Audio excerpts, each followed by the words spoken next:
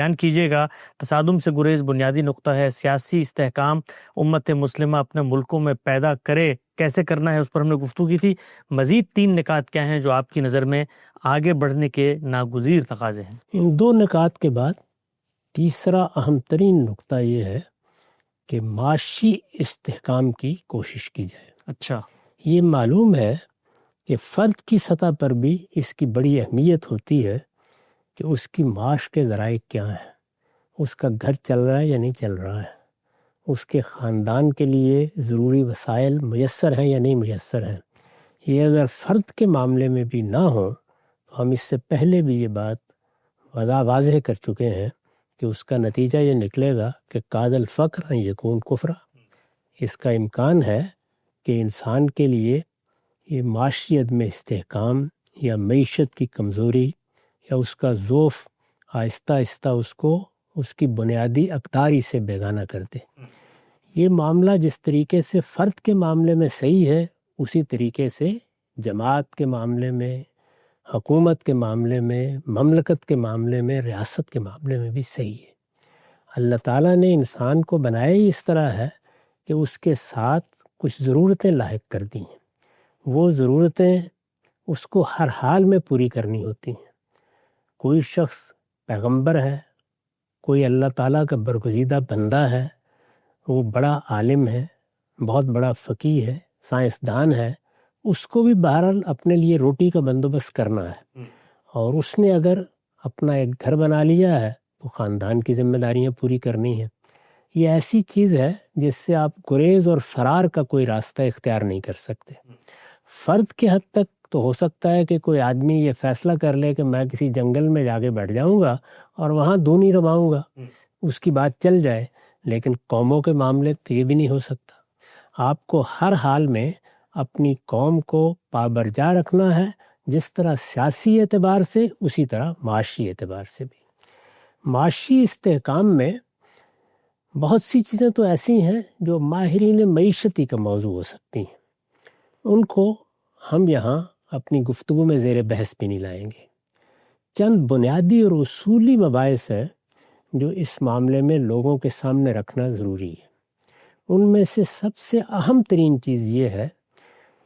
کہ ہماری آبادی میں اور اس کے لیے وسائل میں کوئی عدم توازن پیدا نہ ہونے پائے۔ اللہ تعالیٰ نے اس کائنات کا نظم توازن پر قائم کیا ہے۔ یہ فرمایا ہے کہ ہم نے جب زمین و آسمان کو بنایا تو اس میں ایک میزان رکھتی ہے، اور اب اس بات کی صحیح کرنی ہے کہ اس میزان میں کوئی خلل نہ آنے پائے۔ وہ چیزیں جو اللہ تعالیٰ براہ راست انجام دیتے ہیں ان میں ظاہر ہے کہ وہ توازن کا اہتمام کرتے ہیں۔ اسی کو انہوں نے بتایا ہے کہ اس میں ہم نے میزان رکھی ہوئی ہے، ہر چیز ایک قاعدے کے مطابق ہو رہی ہے، اور اس قاعدے کے لحاظ سے وہ اپنی ترقی کے منازل بھی طے کرتی ہے۔ جو چیزیں ہماری وساطت سے ہوتی ہیں ان میں ظاہر ہے کہ انسان جانوروں کی طرح نہیں ہے، اس کو اللہ تعالیٰ نے بہت سی خصوصیات عطا فرمائی ہیں، اس کے بعض امتیازات ہیں۔ میں بارہا توجہ دلا چکا ہوں کہ 3 چیزیں اس میں نہایت ہی نمایاں ہیں۔ ہم ایک عقلی وجود ہیں، ہمیں اللہ تعالیٰ نے حصے جمالیات عطا فرمائی ہے، ہم چیزوں کے حسن و قبح کا فیصلہ کرتے ہیں۔ اسی طرح سے ہمیں ایک حصہ اخلاقی عطا فرمایا ہے، چنانچہ اس کے تحت بھی ہم بہت سے اقدامات کرتے ہیں، بہت سی چیزوں کو ترک کرتے ہیں اور بہت سی چیزوں کو اختیار کرتے ہیں۔ ان تینوں کو اگر آپ سامنے رکھیں تو آبادی کے معاملے میں بھی انہیں اسی طرح سے روبہ عمل ہونا چاہیے۔ اچھا، یعنی ہم انسان ہیں، اللہ تعالیٰ نے جب انسانوں کی پیدائش کا ذریعہ خود انسان کو بنا دیا ہے تو وہ ایک عاقل مخلوق ہے، اس کو اپنے حالات کا جائزہ لینا چاہیے، اپنے وسائل کو متعین کرنا چاہیے۔ ہر اقدام جو بھی وہ کرے گا وہ ایک توازن کے ساتھ ہونا چاہیے۔ اس کو میں نے اس طرح بیان کیا ہے کہ ایک طرف آپ کے پاس آبادی ہے، دوسری جانب آپ کے پاس خدا کے دیے ہوئے وسائل ہیں۔ آپ نے دیکھنا ہے کہ ان کے مابین کسی جگہ بھی ہم آہنگی یا توازن ختم نہ ہونے پائے۔ یعنی اگر آبادی ایک رفتار سے بڑھ رہی ہے تو وسائل کو بھی دیکھنا چاہیے کہ کیا وہ اسی رفتار سے میسر ہو رہے ہیں، مہیا کیے جا رہے ہیں۔ اگر ان کے مابین توازن قائم نہیں رہے گا، مناسبت قائم نہیں رہے گی، تو اس کا شدید اندیشہ ہے کہ پوری سوسائٹی کا نظام درم برم ہو کر رہ جائے گا۔ اس میں ظاہر ہے کہ ایک تو ریاست کی، حکومت کی، اس کے کارپردازوں کی، ارباب حل و عقد کی اپنی نوعیت ہے، وہ دیکھیں گے معاشرے میں کیا ہو رہا ہے، کیا چیزیں ہیں جو وسائل کی حیثیت سے ترقی پا رہی ہیں، آبادی اور وسائل کا توازن کہاں کہاں مجروح ہونے کے اندیشے ہیں، ان کو ظاہر ہے کہ قومی سطح پر یہ دیکھنا ہے، لیکن اس کی ابتدا تو افراد کے اقدامات سے ہوتی ہے۔ یعنی ایک فرد کی حیثیت سے بھی ہمیں اپنے لوگوں میں یہ شعور پیدا کرنا چاہیے، اور ہر جگہ یہ شعور پیدا کرنا چاہیے کہ وہ اپنے وسائل کا جائزہ لیں۔ اس معاملے میں بڑی غلط فہمیاں لوگوں میں پھیلی ہوئی ہیں۔ اللہ تعالیٰ جب کسی بھی معاملے میں بندوں کو ذریعہ بناتے ہیں تو بندوں سے تقاضا کرتے ہیں کہ جو چیزیں ان کو عطا ہوئی ہیں وہ ان چیزوں کا لحاظ کریں گے۔ عقل عطا ہوئی ہے تو اس کو استعمال کریں گے، حصے جمالیات دی گئی ہے تو وہ آلودگی میں اور پاکیزگی میں فرق کرنا سیکھیں گے۔ اسی طریقے سے ان کو حادثہ اخلاقی عطا ہوا ہے تو ان کے ہر اقدام پر اخلاق کی نگرانی قائم رہنی چاہیے۔ اللہ تعالیٰ نے جو چیز ان کو سب سے بڑے شرف کی حیثیت سے دی ہے وہ ان کا اخلاقی وجود ہے۔ یہ کسی حال میں بھی ان کے کسی اقدام سے غیر متعلق نہیں ہونا چاہیے۔ وہ بات کریں تو دیکھیں کہ اس کی اخلاقی نوعیت کیا ہے، وہ لوگوں سے معاملہ کریں تو دیکھیں کہ اخلاقی لحاظ سے کیا چیزیں ان کے لیے ضروری ہیں۔ اسی طرح بحیثیت مجموعی قومی معاملات میں بھی کوئی فیصلہ کرتے وقت وہ ان تینوں چیزوں کو نظر انداز نہیں کر سکتے۔ فرد کی حیثیت سے بھی یہ چیزیں انہیں دیکھنی چاہیے، اور اجتماعی حیثیت سے بھی یہ چیزیں ہمیشہ ملحوظ رکھنی چاہیے۔ اس بنیاد کو سمجھ لینے کے بعد اب ظاہر ہے کہ آبادی کے بارے میں یہ ناگزیر ہوگا کہ لوگوں کی تربیت کا اہتمام کیا جائے۔ یعنی آبادی کس طرح سے بڑھنی چاہیے، بچوں کی پیدائش میں کن چیزوں کو ملحوظ رکھنا چاہیے، انسان اگر بچوں کی پیدائش کا فیصلہ کرتا ہے تو انہیں کیا چیزیں دیکھنی چاہیے، وہ کون سے معاملات ہیں جو فرد سے متعلق ہیں، اور وہ کون سے معاملات ہیں جن میں نتیجے کو اللہ تعالیٰ پر چھوڑ دینا چاہیے۔ اس کا صحیح توازن لوگوں پر نہ صرف یہ کہ واضح ہو، اس کی تربیت دی جائے، اس کی تعلیم دی جائے، یہ ان کے نظام تعلیم کا بھی حصہ ہو، نظام تربیت کا بھی حصہ ہو، اور اس سے متعلق جو غلط فہمیاں مذہبی بنیاد پر یا سماجی اور عمرانی علوم کی بنیاد پر پیدا کی جاتی ہیں، ان میں سے ایک ایک کا تجزیہ کر کے بتانا چاہیے کہ اس میں کیا غلطی ہے۔ اس وقت ظاہر ہے کہ یہ اصلاً ہمارا موضوع نہیں ہے، میں صرف یہ بتانا چاہتا ہوں کہ آبادی کا معاملہ اس اصول پر نہیں چھوڑا جا سکتا کہ اللہ تعالیٰ جو فیصلہ کر دیں گے اس کے مطابق یہ توازن آپ سے آپ قائم ہو جائے گا۔ نہیں، جس معاملے میں ہمیں عقل دی گئی ہے، جس معاملے میں ہمیں شعور عطا کیا گیا ہے، جس معاملے میں فیصلہ ہم پر چھوڑا گیا ہے، جس معاملے کو ہمارے اختیار میں دے دیا گیا ہے، اس میں ہمیں اپنے پاس اللہ تعالیٰ کی تمام نعمتوں کا شکر ادا کرتے ہوئے ان نعمتوں کے لحاظ سے فیصلے کرنے ہوتے ہیں۔ لہٰذا اگر کوئی فیصلہ خلاف عقل کیا گیا ہے، اگر کسی فیصلے میں انسان نے اپنے حسن و قبح کے تصور کو ملحوظ نہیں رکھا، اگر کسی جگہ اس نے اخلاقی حدود کی خلاف ورزی کی ہے تو اس کے نتائج نکلیں گے، وہ نتائج لازماً پھر بھگتنا پڑیں گے، اور یہ بعض اوقات اتنے سنگین ہو جاتے ہیں، اور ہم دیکھتے ہیں کہ بعض جگہ سنگین ہوئے ہیں کہ ان کا ازالہ کرنا ناممکن ہو جاتا ہے۔ تو ایک طرف یہ ضروری ہے کہ آبادی کے معاملے میں ہم متنبع رہیں، آبادی کے باب میں اپنے آپ کو تعلیم دیں، آبادی کے معاملے میں فرد کو اس کے لیے تیار کریں کہ وہ جو کچھ بھی کر رہا ہے ذمہ دارانہ احساس کے ساتھ کرے، کوئی قدم ایسا نہ اٹھائے جس میں اس کی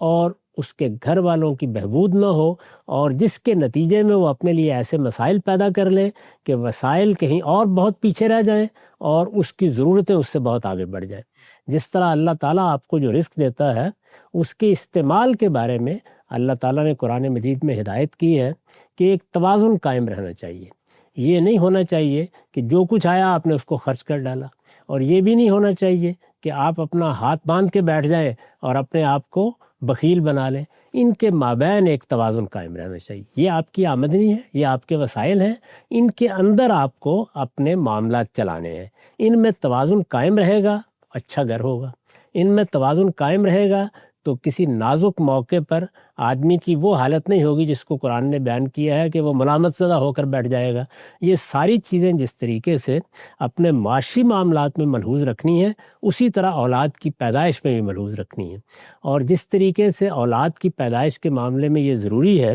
کہ انسان یہ دیکھے کہ اس کی صحت، اس کی بیوی کی صحت، تعلیم تربیت کے مواقع، اس کو جو ذمہ داریاں پہلے سے ملی ہوئی ہیں ان ذمہ داریوں میں اولاد کی تربیت کی ذمہ داری نے بھی آ کے شامل ہو جانا ہے۔ جس طرح ان چیزوں کا توازن قائم رکھنا ضروری ہے، اسی طریقے سے اپنے وسائل کا بھی اس کے ساتھ توازن قائم رکھنا ضروری ہے۔ یہ دونوں چیزیں ہم آہنگ رہنی چاہیے، ایک یہ پہلو۔ جی، دوسری چیز یہ ہے کہ آبادی کو آپ نے جہاں تک بھی قاعدے میں رکھنے کی کوشش کر لی، جس حد تک بھی ممکن ہوا اس حد تک آپ نے یہ کوشش کی کہ کسی عقلی اصول کی خلاف ورزی نہ ہو، کسی قاعدے کی خلاف ورزی نہ ہو، اور میں جو اقدام بھی کروں وہ اپنے حالات کا جائزہ لے کے ان سے ہم آہنگ بنا کے کروں۔ یہ کر لیا۔ دوسری جانب وسائل ہیں، تو وسائل کو بھی بڑھانے کی صحیح کرنی ہے، اس لیے کہ جو کچھ بھی آپ کریں گے اس سب کے باوس بہرحال آبادی میں اضافہ ہونا ہے، اللہ تعالیٰ کی دنیا کو آگے بڑھنا ہے۔ آپ اس پر کوئی ایسی قدغن تو نہیں لگا کے بیٹھ جائیں گے، وہ ایک قاعدے کے لحاظ سے آگے بڑھے گی، اور جس طریقے سے گھروں کے معاملات پر اثر انداز ہوگی اسی طریقے سے وہ قومی معاملات پر بھی اثر انداز ہوگی۔ تو قومی معاملات میں پھر ظاہر ہے کہ جیسے فرد کے لیے یہ ضروری ہے کہ وہ اپنے وسائل کو بڑھائے، اگر اللہ تعالیٰ نے اس کو موقع دیا ہے، کوئی ہنر عطا فرمایا ہے، کوئی کاروبار کی صلاحیت دی ہے، تو وہ ہاتھ پاؤں مارے اور آگے بڑھنے کی صحیح کرے۔ ہمارے دین میں اس کو اللہ کا فضل تلاش کرنے سے تعبیر کیا گیا ہے۔ یہ اللہ کا فضل جس طریقے سے فرد کو فرد کی حیثیت سے تلاش کرنا ہے، اسی طرح سوسائٹی کو سوسائٹی کی حیثیت سے تلاش کرنا ہے۔ یہ اللہ کا دیا ہوا خیر ہے۔ چنانچہ مال، دولت، یہ چیزیں ہمارے دین میں کوئی قابل مذمت چیزیں نہیں ہیں۔ جس طرح میں نے عرض کیا کہ قرآن مجید نے اس کے لیے خیر کا لفظ استعمال کیا، اور اس کے لیے جب ہم جدوجہد کرتے ہیں تو اس کو اللہ کا فضل تلاش کرنے سے تعبیر فرمایا ہے۔ اللہ کا یہ فضل تلاش کرنے کے لیے وہ تمام ذرائع اختیار کرنے چاہیے جو اللہ تعالیٰ نے ہمارے لیے مشروع فرما دیے ہیں۔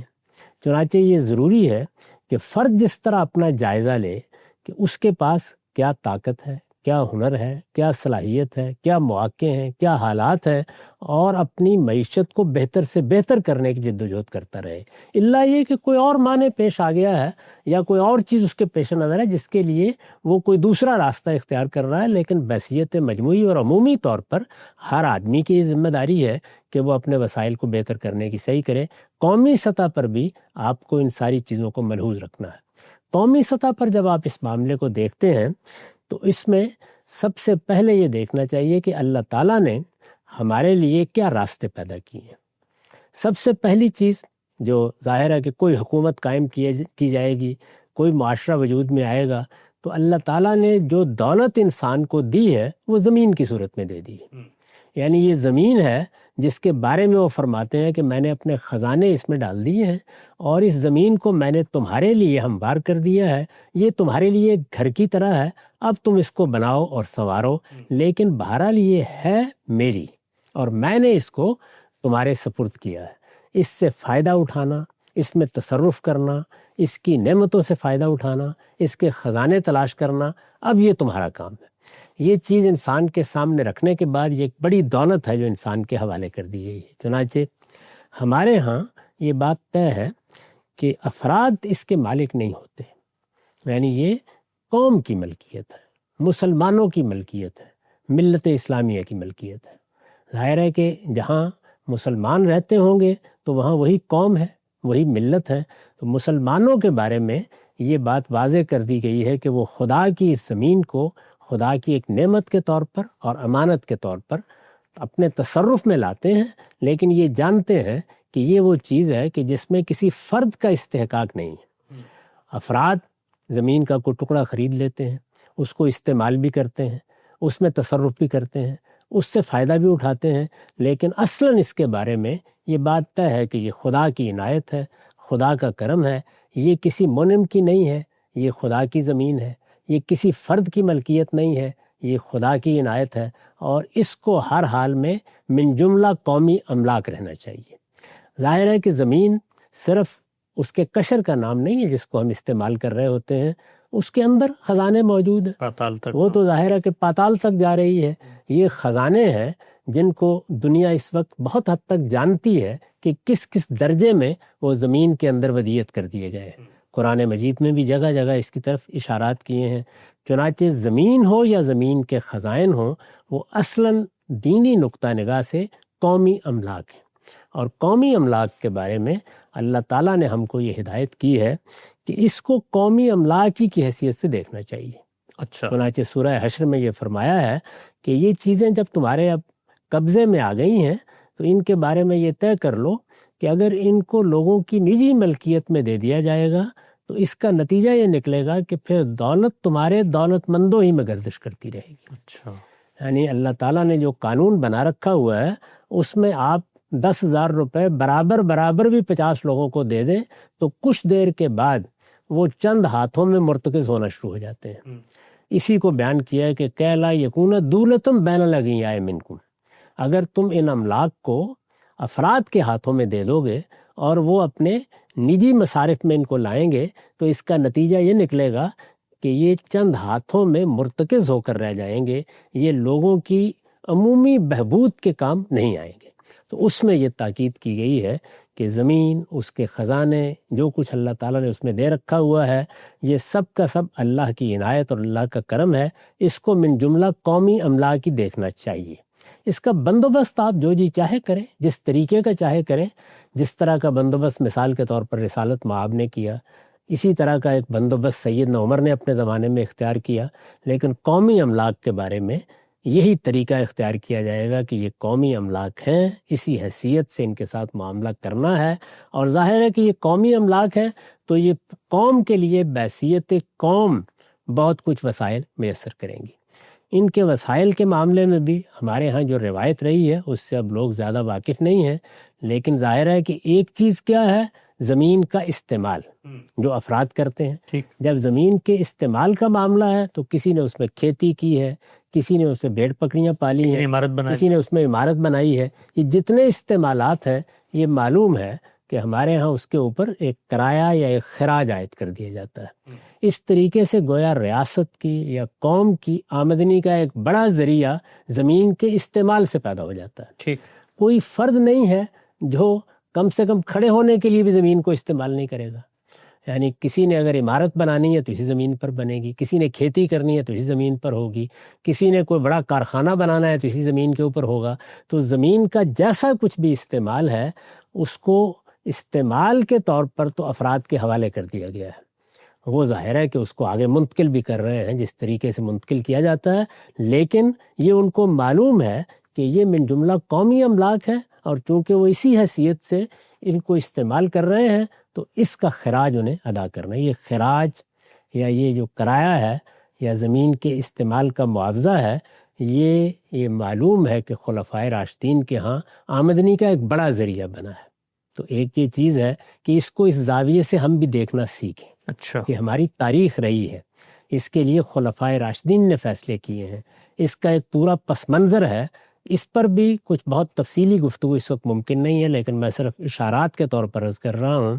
کہ جب آپ قومی معیشت کے بارے میں گفتگو کرتے ہیں تو اس اصول کو بھی پیش نظر رکھنا چاہیے۔ یہ اصل میں دنیا کی دوسری حکومتیں اور اقوام ہیں جنہوں نے آنے کے بعد زمین کے بارے میں دوسرے تصورات پیدا کیے ہیں، ورنہ ہمارے ہاں یہ طے تھا کہ زمین جتنی کچھ بھی ہے وہ سب کی سب قومی املاک کی حیثیت رکھتی ہے۔ یہ معلوم ہے کہ اس پر سیدنا عمر کے زمانے میں ایک بڑا مباحثہ ہوا، صحابہ کرام نے کئی دن پر اس پر بحث کی، اور اس کے بعد آخری فیصلہ یہی ہوا کہ سواد عراق کی، شام کی، دوسرے علاقوں کی جو زمینیں بھی مسلمانوں کے پاس آئی ہیں ان کا معاملہ بھی یہی ہوگا کہ وہ قومی املاک رہیں گی، اور ان کو انہی لوگوں کے سپرد کر دیا جائے گا، وہ کاشت کریں، ان کو استعمال کریں، لیکن ان پر خراج عائد ہوگا۔ خراج بھی عائد ہوگا اور ان سے زکوٰۃ بھی لی جائے گی۔ دونوں چیزیں ہمیشہ اسی طریقے سے رہیں۔ ہمارے ہاں بادشاہوں نے بھی بعد میں یہی طریقہ اختیار کیا، لیکن جب ظاہر ہے کہ استعمار کا دور شروع ہوا تو پھر صورتحال تبدیل ہونا شروع ہو گئی۔ تو میں یہ عرض کر رہا ہوں کہ ایک بڑی چیز کیا ہے، زمین کے استعمال سے جو خراج آپ کے پاس